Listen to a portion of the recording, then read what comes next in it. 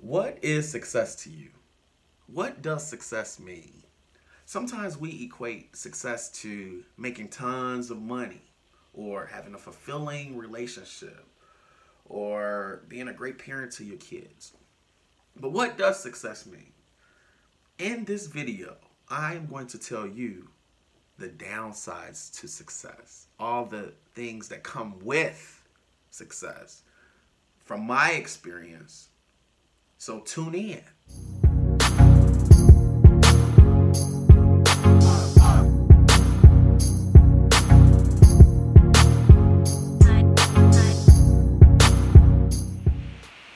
Hi everybody, welcome to my channel. I'm Life, known as the Life Survivalist. Today we're going to talk about what a lot of people don't talk about, which is the downsides to success. Now, as I said before, success could be anything for different people. But for me, my personal success is somewhat like financial, right? And I don't know if that's the right way to be, but I'm just being honest with you guys. So, all of those, you have a lot of friends and your family, and they're so supportive for you, and your spouse, your wife, your husband. These people are very happy and supportive of you, right? So they say. As you're trying to, create a name for yourself, become successful, or form your business, or graduate with your master's, your bachelor's, anything like that. You get your dream job, you get your dream home, you win the lottery, anything. I always see these rags to riches stories, like, you lived in a tent, you was in a shelter, you slept in your car, and now you have a 10-bedroom home, you got 20 cars, you got bags and bags and bags of money, you've seen the world. I get that, but I always thought, what's the downside to all that? They just showing us all the glamorous stuff, the nice stuff. What's the downside to that? So I'm going to tell you guys from my experience, like how people really can be. As I told you guys in my previous video, why I'm a college dropout, I've had some early successes, some failures as well. Like we said, we'll talk about that in another video. But I've had some successes early on. And sometimes being successful at 21, 22, 23 is not a good thing because you're not ready for it. It could be so quick that it's not healthy for you emotionally or mentally. From my experience, that's what I gathered. So as I told you guys, I dropped out. I thought I wanted to be a pharmacist. I took all those hard classes. I took the PCAT, and I did really well. But I felt that, it just wasn't for me. If I'm going to live this life, I'm going to live a fulfilled life. I'm going to be happy. I'm going to have purpose. I'm going to get up when I want to get up. I'm going to, be the best that I could be as an entrepreneur. Because that I just can't, do the cookie cutter every day, dealing with, coworkers that you really don't like, but you have to deal with them. Your annual evaluations where you like, you couldn't think of nothing else. Like, you give me that, like, because, so you get my drift. So the point of what I'm saying is, a lot of people don't talk about the downsides of success. So I told you at 21, I got my real estate license, right? Then I got my broker's license. At the time they changed it, so the names changed. And I started forming relationships and networking early because I feel that that's very important, especially for a small business owner. But not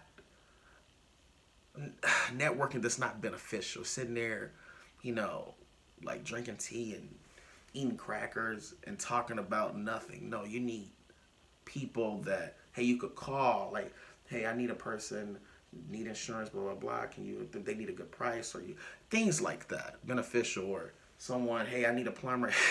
My pipes just broke. Things like so. You need connections that are beneficial. So I believe that early on. So I started doing that. So I started making a lot of contacts. And early on, when I left that hospital pharmacy job, and I had got like I told you, I had got my real estate license. Before the market crashed, I had made a lot of money, right? I had sold so many homes, and the checks, they were coming and coming, and I'm like, man, this is nice. It's $10,000. This is really nice. But those dried up, right?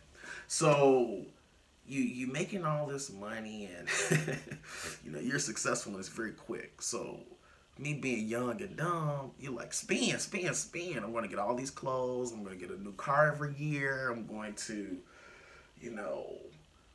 I'm just happy that I could tell people. This was my mind frame at the time. Like, I was happy to tell people, yeah, I got a $300 Gucci t-shirt. Yeah, because I could afford it. I thought those were the right things to do, but it wasn't. It was just me being young and dumb. So you become successful, and people are like, oh, wow, that's great. Wow, I support you. Anything. I think that that's great for you. It's great. But the minute that, let's say you have a family member, right? And they're really, really educated. And no offense to anyone I think that's a great accomplishment. But they have, they have their career going, and they're very successful. And you come, right?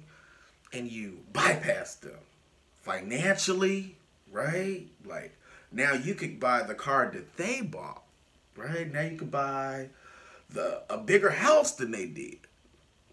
That, oh, I'm so proud of you. I'm so happy for you. It changes a little bit, but it's subtle, right? So it'll come out in their conversation. Like, they all like, I support you, oh, blah, blah, blah. But in their conversation, the anger and the animosity will come out with little things that they say. Like, you too young, you don't know what you're doing. You're going to, you ain't doing nothing. You got to listen. You don't know how to do it right. How did you do that? Are you doing it the legal way?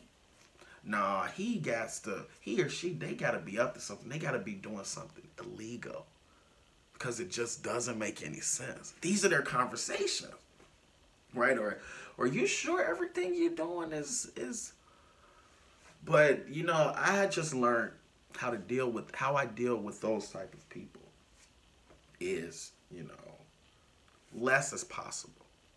We're supposed to move in silence, because those same people that are like, I love you, I support you, I want the best for you. Not all. No, you will have maybe one and a half people, maybe two, that are genuinely happy for you and very supportive. But the rest, no. I don't know if it's anger because it was fearing them of what they wanted to do, and it held them back, and then you come and you pursued your passion. No matter how many nights you slept in the car, you were broke, you were homeless, you made it. You found your purpose.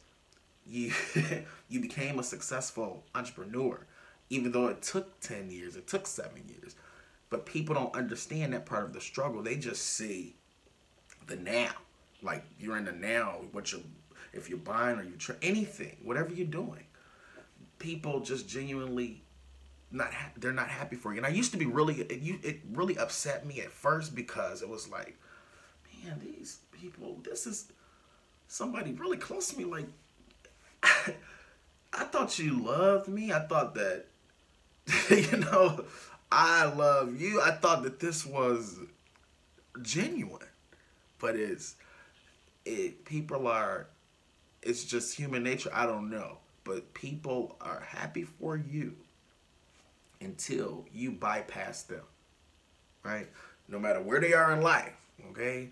If y'all sitting on a bus stop bench drinking 40s every day, and you say, I'm tired of this life. You know, you go get you a car and you're working and you're doing what you have to do, and that person is still there, and you go back there still drinking on that bench. They're going to be like, oh, that's good.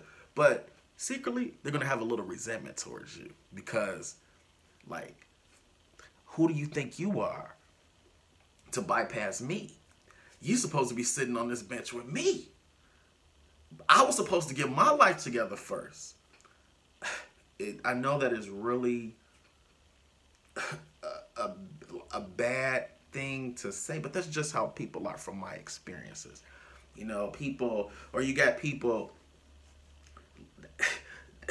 they see you out here like struggling, and your business and everything is not taking off, right? So they're like, oh, well, you know, it'll get better. It'll get better. Maybe you should go get you a job, right? Because people still have to pay their bills and stuff. But maybe being a singer is not for you. Or being a professional speaker is not for you because you're not a people person. You don't really, people, it's like, it could be discouraging, but you listen to it, and then when everything finally comes true, or it starts taking off for you little bit by little, because success is not instant, okay? And that's why I messed up so early on, because I thought that was the way of the world. It's easy to find a job, you know, like get an interview the next day, make tons and tons of money, and it's always going to flow in, right? That's where these professional athletes mess up, because you have to think about your second stage of your life. What are you going to do? What are you going to do when the money dries up and you can't accommodate this lifestyle anymore? What's my plan B? That's why I always try to think, what's my A, B, C? Have multiple streams of income, because what if this don't work out? I still have to pay my bills. I still have to live. And I think if a lot of people thought like that, we'd have more successful people, whatever that means to you.